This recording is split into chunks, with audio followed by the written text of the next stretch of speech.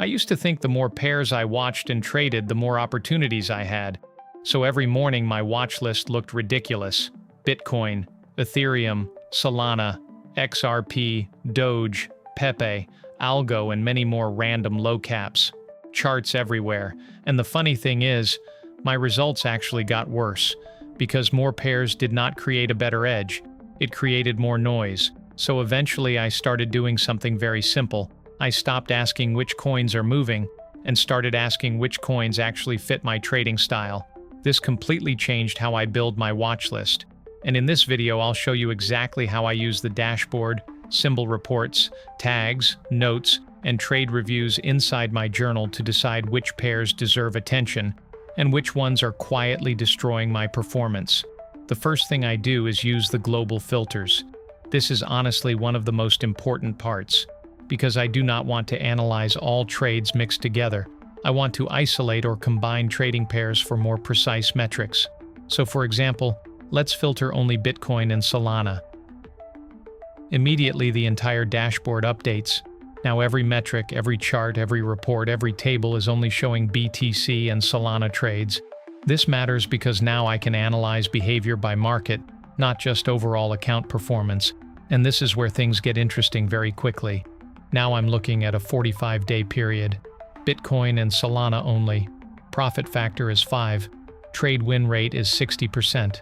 Average winner much larger than average loser. Equity curve smooth. That already tells me something important. These pairs are working with my execution style. Now let's compare that to another symbol combination. Ethereum and Dogecoin. Immediately different picture. Profit factor drops under 1. Expectancy negative. Equity curve is red and messy. More inconsistent daily P and L. This is the first thing I look for. Which symbols naturally create cleaner statistics for me? Because some pairs look tradable, but statistically, they are draining attention. And attention is expensive in trading. Now let's go deeper. Opening the symbols report, this is probably my most used report. By default, the top 20 performing symbols are sorted by most profit, and this is where I can immediately see which markets consistently work for me. For example, Ethereum, 14 trades, profit factor of 3, very stable win percentage with $370 profit. Solana with $350 profit. Strong breakout continuation behavior.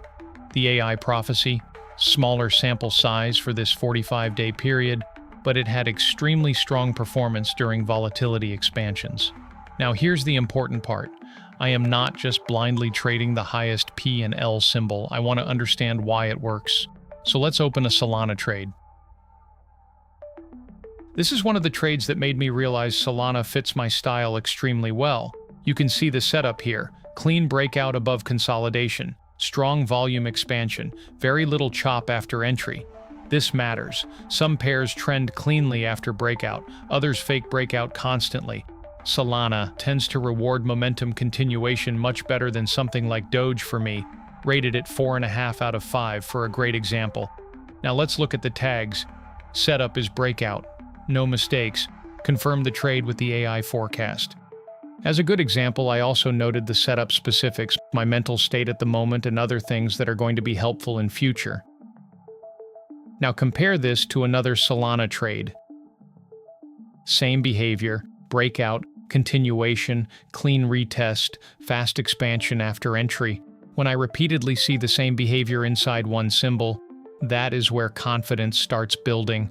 Not confidence from emotions, confidence from repetitive data validation. Now this is the important part most traders skip. Let's open the symbol report again and sort by bottom 20 performers. This is honestly where some of the best insights come from, because losing symbols often expose weaknesses in your trading personality. For example, near, highest loss, $300, low profit factor, win rate inconsistent. Sand is the second worst pair, $200 in losses. This is my list of pairs where I need to scale down in size. Now let's inspect deeper why that happened. Let's visit the trades page. This is where tags become extremely powerful. I filtered only near trades. Now look at these mistakes. FOMO, overconfidence, late breakout entries, overtrading. This is interesting because now the symbol itself starts telling a psychological story. Let's see the losing sand trades. Sand moves aggressively. It creates emotional entries. It punishes hesitation. And I tend to force trades on it. Now compare that to Ethereum, completely different behavior. Most of the trades are tagged, AI forecast confirmed, optimal entry, take profit achieved, perfect setup. Very few emotional mistakes. So now I'm learning something important. Near is not necessarily a bad market, but it is a bad market for my personality and trading style. That distinction matters a lot. This is another thing I track constantly, daily notes. It helps me with the selection of trading pairs because numbers alone sometimes miss context. For example here, a nicely winning day, $33 in profit. The symbol stacks respected structure all session. Clean continuation behavior. Easier to hold winners. And then one day later, a losing day, the symbol harmony extremely noisy. Multiple fake breakouts, emotional entries, over trading, and on some occasions, over leveraging. These notes seem simple, but after 50 or 100 trading days, patterns become obvious. Now the journal becomes more than statistics, it becomes behavioral data. Another thing I do, I compare setups by symbol. I know the setups I've traded for a given trading pair. In the compare report, I set the different groups. For example, breakout trades on Ethereum perform extremely well, but breakout trades on the sandbox trades, not nearly as clean, smaller profit. Meanwhile, Ethereum might actually perform better for pullback trades or mean reversion. So now I stop forcing the same setup on every market. This is one of the biggest upgrades traders can make.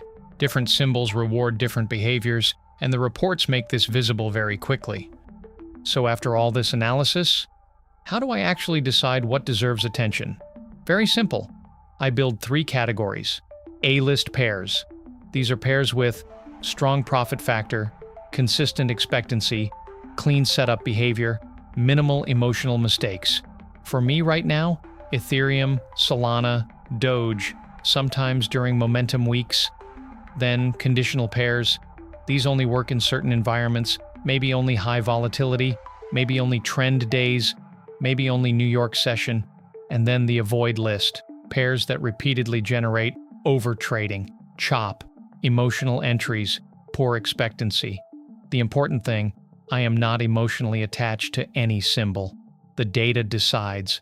This process massively reduced overtrading for me, because now instead of scanning 20 random coins hoping for action, I already know where my edge historically exists.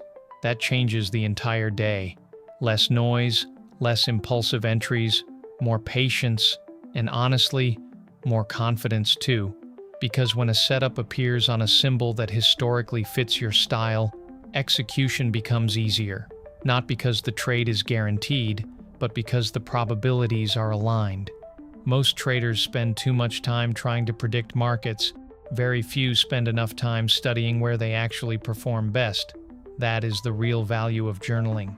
Not just tracking P&L, but discovering which symbols fit your psychology, which setups fit your execution, and which markets deserve your attention. Because focus is a trading skill too, and sometimes the best trade decision is deciding which chart not to open. Thanks for watching. See you in the next one.